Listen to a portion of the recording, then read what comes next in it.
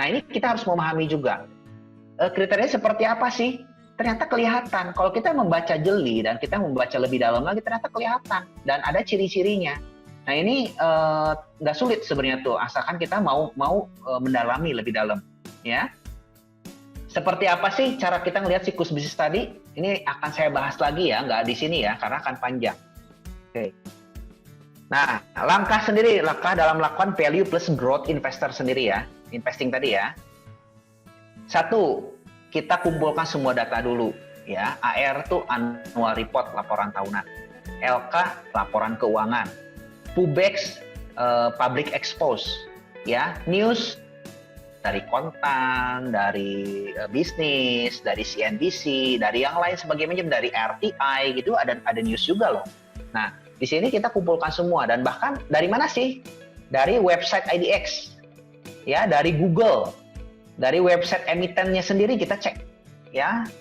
Oke, langkah kedua dibaca dong. Udah kita kumpulkan, jangan ditaruh aja, dibaca ya, dibaca satu-satu, kita baca ya, hanya spend ngebaca aja sih sebenarnya, nggak sulit ya. Dari sini kita akan mendapatkan insight bisnis usaha, posisi siklus perusahaan, potensialnya itu akan kebaca di sana ya. Nah, yang ketiga, jelas kita dibaca ya laporan keuangannya juga, jangan cuma hanya PUBEX. Laporan keuangan kita akan lihat insight laporan keuangannya seperti apa, dan kita bandingkan dengan emiten di sektor yang sama. Nah, ini langkah-langkah dalam menganalisa fundamental ya. Sebenarnya nggak sulit, hanya kadang-kadang kitanya harus melawan rasa malas ya untuk membaca ya. Dan data-datanya semua sangat gampang didapatkan ya. Oke, nah setelah kita bisa menganalisa tadi, kita harus paham juga, kita harus punya kompas dalam menganalisanya ya. Kita kan udah mulai baca nih, kompasnya kita apa sih, arahnya kita kemana sih, kan kompas itu kan arah ya. Oke. Nah, kita harus memahami bahwa ada 3 jenis ya, past dalam waktu ya, past, present, sama future kan. Nah, ternyata laporan keuangan itu masuknya di past ya, di masa lalu ya. Nah, ini banyak orang yang terjebak terlalu mengagung-agungkan laporan keuangan, terlalu mengagung-agungkan pendapatan atau laba di masa lampau yang belum tentu berulang di masa depan. Sehingga kalau kita kan kadang-kadang sering pengen mudahnya gini ya, lihat RTI, lihat rasio-rasio di mana sih, di ya banyak lah sekarang kan, mau di RTI, di iPod, dimanapun juga banyak sekali kan. Kita bisa lihat tinggal rasionya, oh per PBV sekian ya, murah ya, oh per 5 murah ya, PBV di bawah 1 murah ya. Nah, itu kalau menurut saya agak menjebak ya sebenarnya. Kenapa? Karena per maupun PBV yang dibuat itu berdasarkan laporan keuangan masa lalu. Nah, ini hati-hatinya ya. Sedangkan kita harus lihat itu sebenarnya apa. Nah, ini ya, kita bahas lagi presentnya. Kita harus baca nih news saat ini, corporate action-nya tuh apa, perusahaan melakukan apa sih saat ini ya. Kalau misalkan laporan zaman dahulunya ternyata pendapatannya, labanya bagus sekali, keren, wah peningkatannya luar biasa, apakah itu akan berulang di masa depan? Pertanyaannya ke sana ya. Apa yang perusahaan lakukan, corporate action apa yang perusahaan lakukan sehingga akhirnya pendapatan atau laba tersebut akan meningkat lagi atau akan berulang lagi. Nah, itu yang penting sebenarnya ya, sehingga kita tidak terjebak di siklus tadi. Bayangkan di pasnya kita kita lihat ternyata emiten A ini laporan keuangannya tuh luar biasa bagus, luar biasa ya, keren lah kalau labanya tuh meningkatnya luar biasa. Ternyata di masa depannya kita belum tahu, kitanya nggak menganalisa, kita cuma ngelihatnya, oh pernya 3 ya, pernya 5 ya, wah murah tuh katanya, PBV-nya murah ya, misalkan seperti itu. Nah, nggak tahu ternyata perusahaannya tuh ada di siklusnya di peak tadi, di bagian atas ya. Nah, ini makanya bahaya sekali untuk teman-teman yang belum mengetahui kompas dalam menganalisanya. Nah, kita harus perhatikan hal yang ketiga, yaitu di future ya. Kita harus bisa proyeksikan ya, proyeksikan laporan laba rugi, proyeksikan laporan arus kasnya seperti apa. Namanya proyeksi ini bukan main tebak-tebakan ya. Proyeksi ini berdasarkan past dan present tadi. Kita harus bisa menganalisa ini perusahaannya akan geraknya kemana. Ya, saya dalam menganalisa suatu emiten itu harus mendalami dulu lebih dalam sehingga mengetahui, oh, andaikan saya sebagai direkturnya perusahaan tadi, saya akan melakukan apa dan saya akan melihat bahwa nanti akan berkembang seperti gimana. Nah, itu pentingnya kita ngelihat future.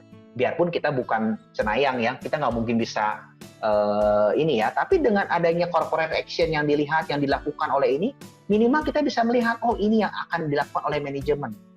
Dulu manajemen pernah melakukan ini, dan ternyata ke depan itu melakukan hal yang sama. Ini ternyata akan berulang, nanti akan seperti apa. Nah, ini yang kita harus perhatikan. Ya, yang ketiganya prospek usaha. Nah, prospek usaha sendiri di sini kan kita bisa lihat dari public expose. Nanti saya akan tunjukkan ya public expose itu kayak gimana ya. Dan sektor potensial. Nah, ini kita lihat jangan sampai nanti kita beli di sektor-sektor yang ternyata lagi sunset. Ya, oh ini murah sekali. Tapi ternyata lagi sunset, bahaya sekali juga. Ya. Jadi belum tentu akan naik lagi atau kita nggak tahu ke depannya seperti apa akan naik. Nah, saya sarankan juga mungkin mulai menganalisa seperti itu. Oke, kita lanjut ya. Nanti kalau ada pertanyaan silakan ditanya aja di chat dulu ya. Nanti saya akan coba bahas terakhir. Laporan keuangan. Nah, kita akan bahas sendiri. Apa sih laporan keuangan sendiri gitu ya? Laporan keuangan itu ada 4 jenis. Ya, yang pertama neraca keuangan jelas, yang belum tahu kita akan coba bahas ini sedikit aja, balance sheet ya. Nah, yang kedua laporan laba rugi. Nah, seringkali kita melihatnya fokusnya di laporan laba rugi. Padahal kalau menurut saya itu hanya sebagian kecil. Hanya sebagian lah, bukan sebagian kecil ya, hanya sebagian saja Anda menyelesaikan tugas Anda. Ya, sebenarnya ada hal yang lebih penting yaitu yang ketiga, itu di laporan arus kas. Anda perlu perhatikan arus kasnya. Seberapa besar perusahaan bisa mendapatkan arus kas bersih. Ya, arus kas operasional yang bersih. Nanti saya akan tunjukkan ya. Nah, yang keempat itu ada laporan perubahan modal. Ya, saya sebenarnya jarang lihat yang keempat ini ya, karena tiga laporan tadi yang lebih utama menurut saya. Oke. Nah, sebelum ini saya akan coba tunjukkan dulu ya. Laporan. Nah, sebenarnya cara dapat laporan kayak gimana sih? Ya, saya akan kasih tunjuk. Nah, ini kita bisa lihat.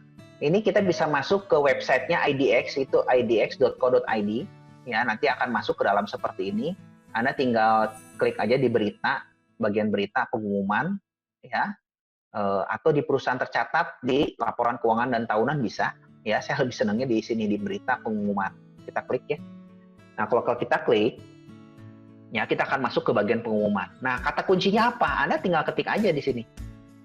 Anda misalkan pengen tahu perusahaan Unilever. Anda tinggal ketik emitennya, nama kode emitennya UNVR. Ya, tinggal klik cari. Ini Anda akan dapatkan data-data yang diupload oleh Unilever sendiri ke IDX, termasuk dari segala sampai ke public expose, sampai ke laporan keuangannya ada di sini semua. Ya.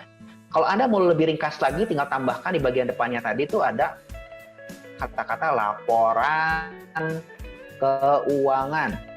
Tinggal klik cari, itu sudah langsung terbuka tuh. Semua laporan keuangan. Ini yang laporan keuangannya UNPR, laporan keuangan triwulan pertama tahun 2020. Di sini ada laporan tahunan yang tahun 2019. Ini lengkap sekali. Ya, ternyata sangat mudah ya dapetin data-data yang dibutuhkan gitu. Kalau Anda pengen mengetahui public expose, tinggal klik aja public expose. Ketik aja public expose di sini ya. Public expose UNPR, tinggal klik. Udah Anda mendapatkan misalkan nih public expose-nya UNPR. Seperti apa sih public expose? Saya akan buka juga ya nanti ya public expose-nya ya. Nah, public expose itu seperti ini nih. Oke. Ini public expose UNPR. Ya, jadi setahun sekali itu emiten-emiten melakukan public expose, yaitu seperti yang kita lihat, public expose ada di bagian future, yaitu prospek kedepannya apa sih yang ingin dilakukan oleh perusahaan. Anda bisa lihat di sini. Tuh profilnya dia ternyata Unilever bisa seperti ini, ya punya 5.000 karyawan lebih, shareholdernya seperti ini, dan lain sebagainya macamnya. Anda bisa baca di sini semua tuh. Seperti apa nanti apa yang ingin dilakukan oleh perusahaan sendiri seperti apa. Anda bisa lihat di sini semua, ya. Nah, jangan lupa juga di sini ada bagian daftar hadir, ada ringkasan pertanyaan dan jawaban public exposure, ini juga dibaca. Karena biasanya bagian ini kalau menurut saya ini bagian yang cukup penting yang Anda perlu simak. Karena di sini kuncinya kadang-kadang kan yang nanya juga kebanyakan kan mungkin antara berita media atau investor sendiri yang nanya ya. Nah, ini kadang-kadang kan pemikiran investor ini sama seperti kita pengen tahu kan apa kedepannya gegalinya lebih dalam gitu kan. Nah, ini bisa dibaca tuh. Menurut perseroan bagaimana keadaan pasar ini dan kemampuan daya beli. Nah, ini ya, tinggal dibaca ini. Dari sini sebenarnya tuh kalau Anda sering membaca, Anda akan menimbulkan bisa menyimpulkan bahwa posisi UNPR ini adalah ada di mana. Ya, posisi perusahaan ini ada di mana. Siklusnya di mana. Apakah akan berkembang ke depan? Apakah yang dilakukan oleh manajemennya untuk mendapatkan laba dan segala macamnya. Ya. Ternyata mudah ya, tinggal kita baca sebenarnya. Nggak sulit. Nah, saya akan tunjukkan juga di sini laporan keuangan ya. Nah, saya sudah buka tadi laporan keuangannya Unilever nih, yang terbaru nih ya, 31 Maret. Saya akan coba bahas sedikit tentang laporan keuangan, cara baca laporan keuangan, ya, secara singkat ya. Nah, ini di bagian pertama ini adalah neraca. Ya, neraca sendiri itu terbagi menjadi 3 hal, yaitu aset, ya. Yang kedua liabilitas atau kita sebut hutang. Kalau aset itu harta ya. Dan yang terakhir itu ekuitas atau modal. Ya, rumusnya sebenarnya sederhana. Aset sama dengan liabilitas tambah modal. Jadi aset di sini 21. Jadi ini kan kita bisa lihat dalam jutaan rupiah ya. Nah, kalau dalam jutaan rupiah berarti di sini itu 21 T asetnya. Ya, benar ya, 21 T betul. 21,5 T. Ya. Nah, ini harus kalau dijumlahkan antara utangnya ini, total hutangnya 14 T di sini, dengan jumlah ekuitasnya 7 T di sini, ini harus sama dengan aset 21 T. Sama ya, ini 21,543. Jumlahnya bisa lihat di sini. Nah ini, sama ya, jumlah liabilitas dan ekuitas sama ya. Oke, berarti ini laporan udah COP. Balance ya. Nah, apa yang perlu kita perhatikan di neraca tadi? Kita bisa perhatikan beberapa hal. Saya kasih pengertiannya dulu aja ya. Ini yang pertama tuh aset lancar. Nah, aset lancar di sini yaitu aset-aset yang bisa dicairkan kurang daripada 1 tahun. Ya, jadi artinya tuh harta yang liquid, yang gampang dicairkan. Ya, di sini ada kas dan setara kas. Ya jelas kan namanya kas juga ini udah jadi duit ya. Nah, dia punya duit 491 miliar ya per 31 Maret. Ya, piutang usahanya ada 5T, 5,7 T. Ya, seperti itu bacanya. Uang muka dan piutang lain-lain ya, dia bayar ke supplier ya mungkin 76 miliar dan 48 miliar. Nah, seperti itu bacanya. Saya akan jadikan supaya ini. Nah, persediaannya ini ada 2,6 T. Ya. Nah, di aset tidak lancar di sini itu adalah aset seringkali disebutnya aset tetap. Ya. Aset tidak lancar atau aset tetap ya. Nah, itu aset pengertiannya aset yang tidak bisa dicairkan kurang daripada 1 tahun. Ya, artinya tuh ya, nggak cepat, nggak liquid ya.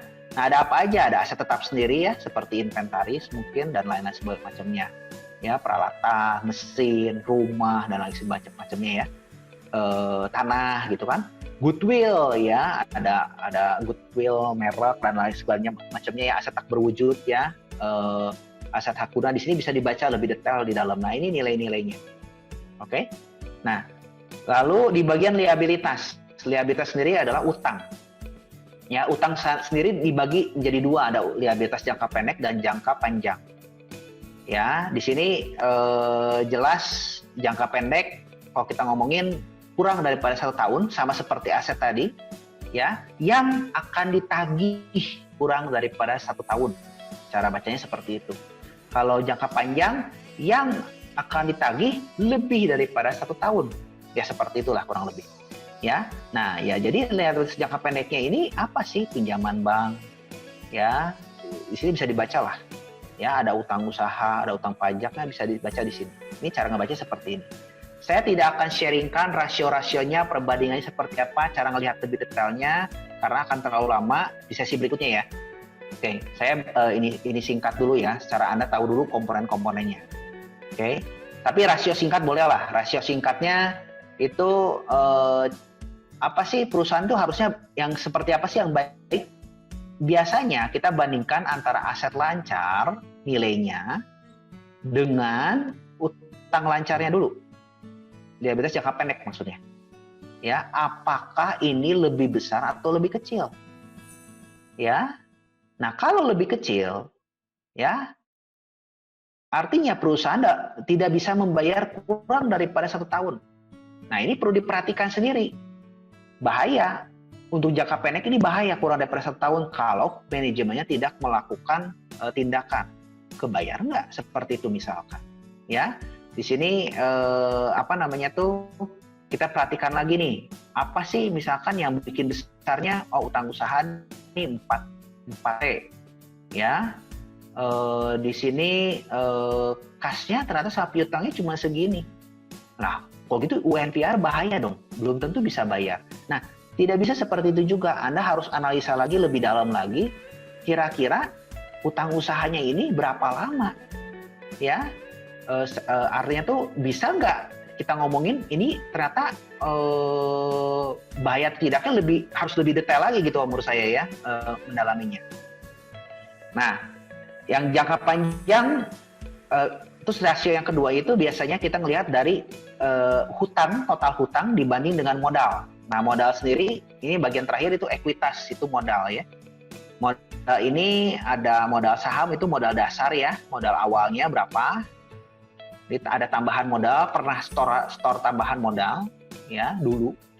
Udah gitu ini selama perusahaan yang saldo laba dicadangkan dan belum dicadangkan ini artinya perusahaan ini selama ini sudah untung berapa? Ya sudah untung hampir 7T berarti. Ya, ini belum termasuk dividen yang dibagikan ya. Dividen ini kan jelas dikeluarkan, nggak masuk lagi ke modal. Nah, ini artinya laba yang ditahan ya. Laba yang ditahan oleh perusahaan sehingga menjadi modal lagi. Ya. Kita bisa lihatnya yang pertama dari dulu modal awalnya 76 miliar, sekarang berkembang jadi 7T. Berarti perusahaannya bagus tidak? Oh, bagus sekali. Berarti perusahaannya kan untung. Ya, tapi berapa tahun nih? Ini harus dicek juga. Ya, berapa besar nih pertumbuhannya gitu kan? Nah, di sini juga kita bisa lihat dari hutang itu DER, debt equity ratio, itu liabilitas 14T dibanding dengan ininya ekuitas. DER yang bagus itu biasanya rasio yang umumnya itu adalah kurang daripada 1. Artinya debt dibanding dengan ekuitas. Hutang dibagi dengan modal. Nilai 14T ini dibagi dengan 7T. Wah, kalau gitu UNPR DER-nya 2 dong. Bahaya dong. Nah, ini juga nggak bisa serta-merta seperti itu. Makanya tadi saya bilang, kalau kita menganalisa sesuatu, nggak bisa cuma kita hanya lihat satu sisi aja. Lihat rasio aja, udah gitu kita ambil kesimpulan. Nah, saya sarankan itu kalian perdalam dulu untuk lebih dalam tentang emitennya, baca lagi juga, baca catatan kakinya. Di bawah sini kan ada catatan kaki nih, ada nomor 23 misalkan ya. Ini Anda bisa baca di bagian bawah sini, tinggal drag aja, cari nomor 23 ke bawah. Ya.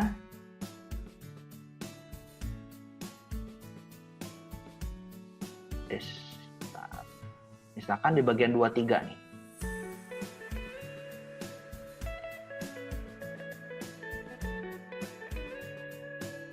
Nah, ini 23 ini ada perinciannya apa sih? Gitu kan?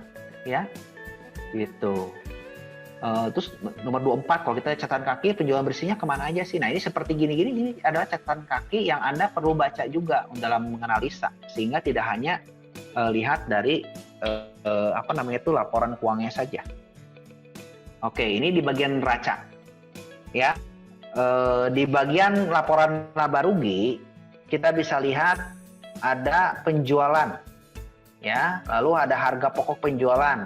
Umumnya di sini ini adalah laba bruto. Ya, dikurangi dengan beban operasional menjadi laba usaha atau laba operasional. Ya, dikurangi pajak dan beban biaya keuangan sebagai macamnya. Di sini ada laba pajak sebelum penghasilan. Nah, laba bersih yang dimaksud itu adalah ini. Ya, ternyata laba bersihnya per 31 Maret UNVR itu 1,86 T ya. Itu kan besar sekali, misalnya seperti itu. Ya. Nah, ini laba bersih per sahamnya kalau kita dikonversi dalam bentuk per lembar saham itu menjadi nilainya 49. Ya, sebenarnya itu rumusnya ini 1,8262681 nilainya ya, 1,8 T sekian. Itu kalau kita melihat jumlah lembar saham yang beredar di pasar itu di bagian ekuitas. Ini ada modal dasar pada 2 Januari 2020 seluruhnya ditempatkan dan disetor penuh 38.150 juta. Nah, ini bukan yang ini, ini modal dasarnya. Ini yang ditempatkannya adalah segini. 7,63 sekian. 7.630 juta ya. Gitu. Nah, ini rumusnya berarti tinggal kalau Anda mau menghitung IPS sendiri, itu laba bersih tahunan ini dibagi dengan nilai lembar saham yang ada di sini. Ya. Nilai lembar saham yang beredar di pasar. Anda akan menemukan nilai IPS itu di sini. Laba bersih per saham dasar. Nah, kalau komprehensif ini apa sih? Nah, kalau komprehensif sendiri ini saya nggak terlalu memperhatikan karena komprehensif ini belum real gitu kan. Bisa jadi dia invest di apa gitu kan, atau enggak pajak. Jadi kan terkait pajak penghasilan rugi ini belum direalisasikan. Jadi tidak begitu relevan menurut saya. Dia invest di saham juga, misalkan perusahaan A misalkan. Ternyata labanya meningkat, padahal kan dia belum take profit, ya itu kan nggak bisa dianggap sudah profit gitu kan. Nah, itu komprehensif namanya. Ya, jadi kita yang perhatikan adalah ini. Ya, oke. Nah, ini bagian terakhir ini adalah laporan perubahan ekuitas interim, perubahan modal. Ya, ini saya nggak terlalu memperhatikan, tapi ini yang dicadangkan berapa, ya laba yang dicadangkannya berapa gitu kan, sehingga total modalnya jadi naik sekian. Tinggal ngebacanya seperti itu ya. Ini kan per 1 Januari 2020 ya, modal sahamnya tambahan modalnya sekian ya, yang dicadangkannya sekian, dan yang dicadangkan yang ditambahkan sekian, tinggal dijumlah ya segini.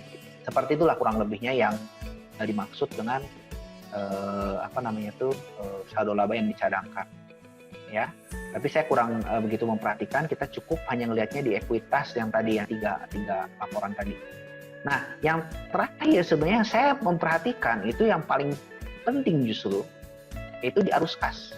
Ya, laporan arus kas. Nah, ini seringkali banyak yang tidak memperhatikan di laporan arus kas ini. Arus kas sebenarnya itu dibagi menjadi 3 ya. Arus kas dari aktivitas operasi ya, yang pertama. Arus kas dari aktivitas investasi, dan yang ketiga itu arus kas dari aktivitas pendanaan. Nah, bedanya apa? Arus kas dari operasi itu artinya arus kas yang dihasilkan dari aktivitas operasi, dari hasil dia beroperasi. Ya, kita bisa lihat contoh-contohnya, ini ada penerimaan dari pelanggan, artinya kan dia terima uang dari pelanggan sekian T. Terus dibayarin ke pemasok sekian T. Ya, dan dibayarkan untuk gaji direksi, dibayarkan untuk pensiunan gitu kan, dibayarkan untuk non pensiun, dibayarkan untuk pinjaman dan lain sebagainya macamnya, sampai bayar royalti. Sehingga di sini Anda akan mendapatkan arus kas bersih dari aktivitas operasi. Ternyata dari aktivitas operasi dia, perusahaan menghasilkan 955 miliar. Ya, ini besar sekali gitu kan. Selama ininya positif, berarti kita bisa ambil kesimpulan perusahaan ini untung, ya, karena menghasilkan arus kas tunai, ya. Lah, bedanya sama laporan laba rugi apa, gitu kan? Laporan laba rugi sebenarnya ini bedanya adalah bisa jadi penjual yang tercatat saat ini adalah memakai sistem akrual, akuntansi akrual. Jadi artinya penjualan tadi sudah dicatatkan penjualan, padahal pelanggannya Unilever ini belum bayar, uang realnya belum ketarik. Ya, kita Unilever ngejual ke toko A. Toko A ini belum bayar, tapi sudah dicatatkan di penjualan. Ya, masuk omset gitu kita sebutnya. Ya. Pertanyaannya gini, kan sama aja dong dengan yang di bawah. Tidak, arus kas yang tadi kita maksud, arus kas yang tercatat di bagian sini. Ini benar-benar uangnya sudah diterima oleh Unilever.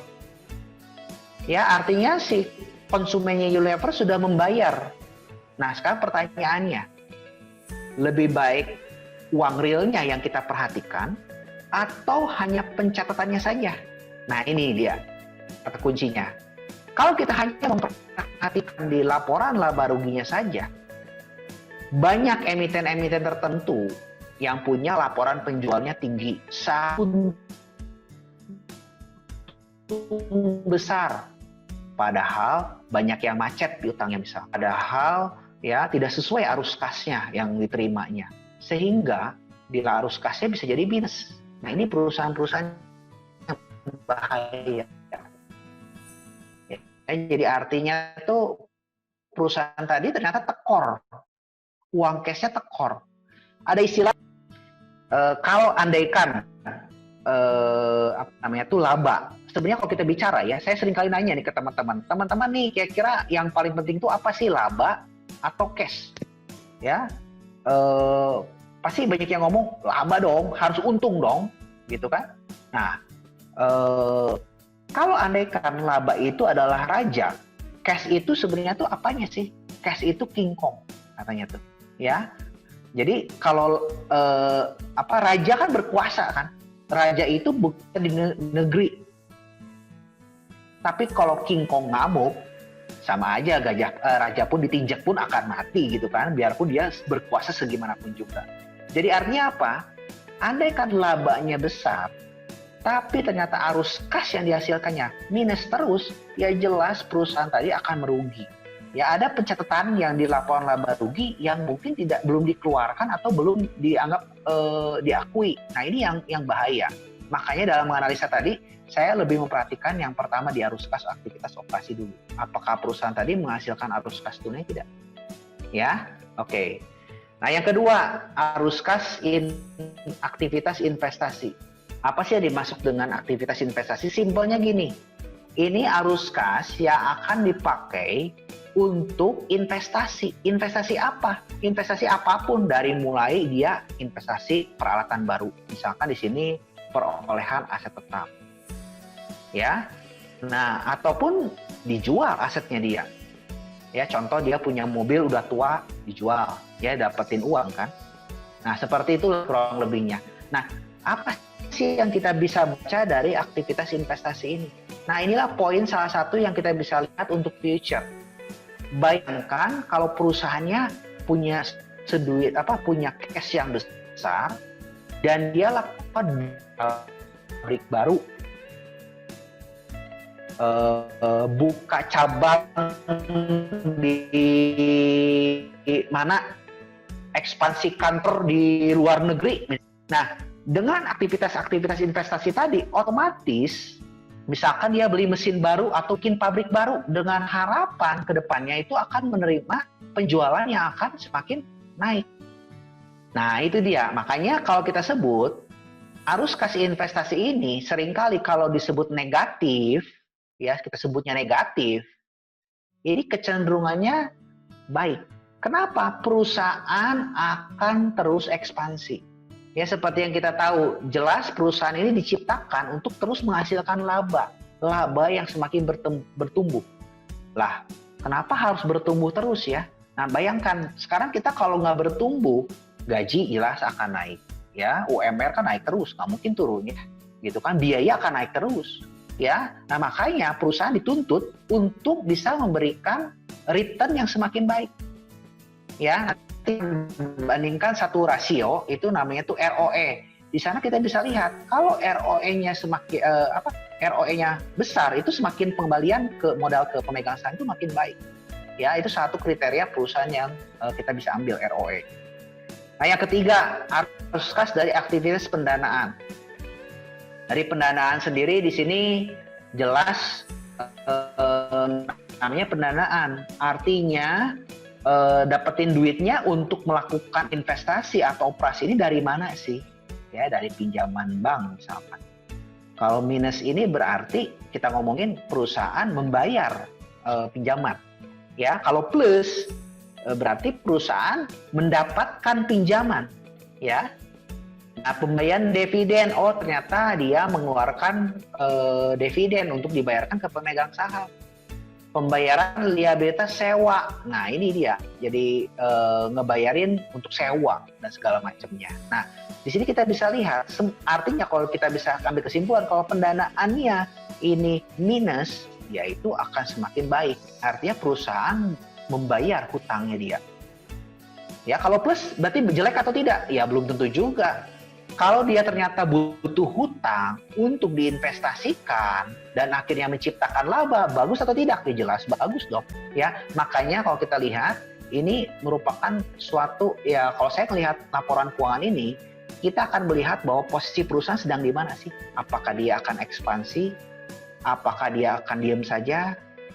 Apakah perusahaannya agresif? Apakah perusahaannya seperti gimana? Ini kita bisa lihat. Ya. Oke. Nah, ini tiga hal ini saya akan tadi saya janjikan yang ROE ya sebelum kita ini. ROE di sini rumusnya return on equity ya. Jadi laba tahun berjalan di sini 1,862 T itu dibandingkan dengan equity dibandingkan dengan 7,2 sekian. Ya. Semakin besar persentase pengembaliannya, ROE-nya, semakin baik, semakin cepat. Patokannya berapa sih angkanya yang bagus tuh?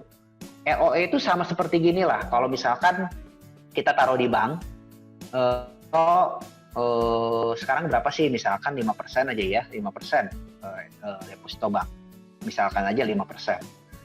Kalau ROE 10% bagus atau tidak? Bagus, berarti kan di atas return kalau kita taruh uang kita di bank. Tapi kita juga harus pikirkan resiko. Dengan 10% tadi, dengan resiko kita berbisnis, apakah bisa nggak lebih baik kita taruh uang kita ya di deposito 5% tanpa ngapa-ngapain itu juga kita udah mendapatkan hasil 5%. Nah itu sebagai perbandingan saja.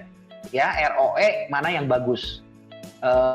Saya analogikan gini deh supaya gampangnya. Andaikan kita punya restoran. Restoran ini kita punya modal misalkan 10 juta. Ya, 10 juta. Nah, 10 juta kita belikan peralatan, belikan gerobak, belikan bahan baku restoran ya, mie misalkan dan lain sebagainya macamnya yang kita akhirnya dagang. Dan dagang tersebut kita punya laba bersih. Laba bersihnya 1 juta. Berarti kan 1 juta dibanding dengan 10 juta modalnya itu 10%. Nah 10% ini bagus atau tidak?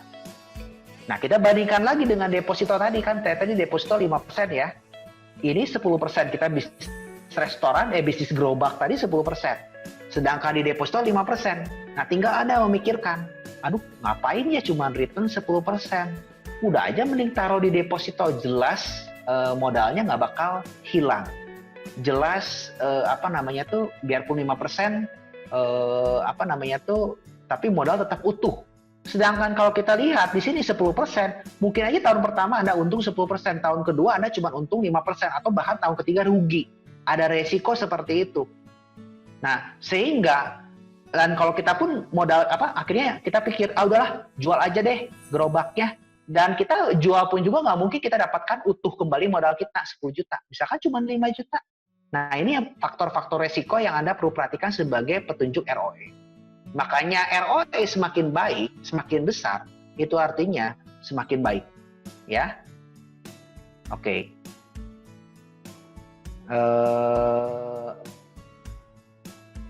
saya akan coba sharingkan lagi di sini.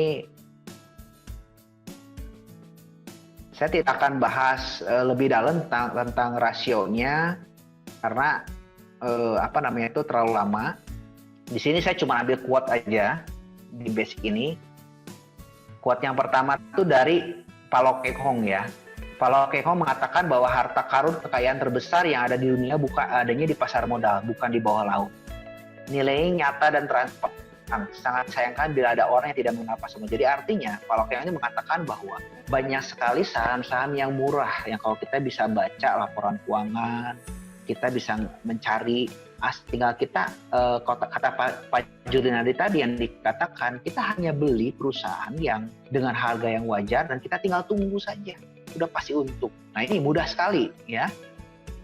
Warren Buffett punya quotes juga di sini, the stock market is a device for transferring money from impatient to the patient. Jadi artinya tuh market stok saham adalah mendeliver atau mentransfer uang dari yang nggak sabar ke yang sabar. Ya, jadi value plus growth ini kalau menurut saya kalau Anda ingin praktekkan akan sangat luar biasa. Saya sendiri pun sudah mencoba. Ada beberapa emiten yang saya berhasil dapatkan.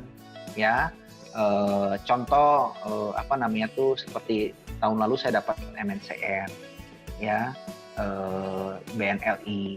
Itu saham-saham yang saya dapatkan, saya pikir tuh beli tapi returnnya bisa lebih daripada 100%. Ya, nah ini saya pikir luar biasa. Ya, jadi teman-teman jangan give up. Saya harapkan teman-teman juga mau belajar. Kalau Anda ingin jadi investor, pasti akan dapatkan hasil yang bisa besar. Ya, kalau menurut saya bisa besar. Ya, asalkan Anda konsisten dan terus mencoba. Ya, mungkin sekian dulu aja dari saya sharingnya.